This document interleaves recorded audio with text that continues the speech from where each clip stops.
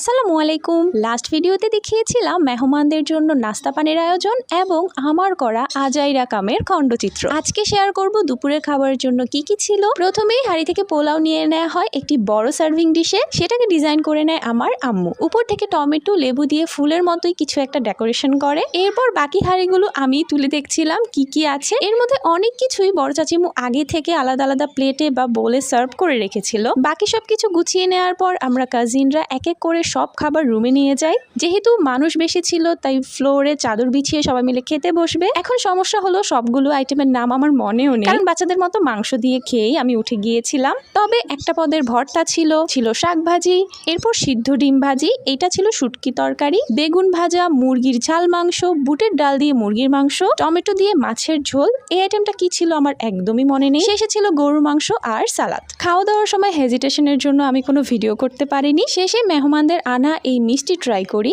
এমনিতেও বড় চাচিয়াম্মু গরুর মাংসে এতটা ঝাল দিয়েছিল সবার কান দিয়ে গরম হাওয়া বের হয়েছে। মিষ্টির সাথে বড় চাচিয়াম্মু আমাকে এই পেয়ারাটাও দেয়, যেটা দেখতে যেমন কুটু গোলা ছিল তেমন খেতেও মিষ্টি ছিল। এদিকে আমার চাচাতো ভাই বাহিরে গাছ থেকে পেঁপে পাড়ছিল, কারণ গাছের পেঁপে মেহমানরা নিবে বলেছে। তো এই ছিল বড় চাচুর অফিস থেকে কলিগরা আসার দিনের খানা পিনার আয়োজন। এটার প্রথম পার্টটা দেখতে চাইলে রিলেটেড ভিডিওতে ক্লিক করে দেখে নিতে পারেন। দোয়া করি সবাই ভালো থাকবেন, কাছের মানুষদের ভালো রাখবেন। আল্লাহ হাফেজ।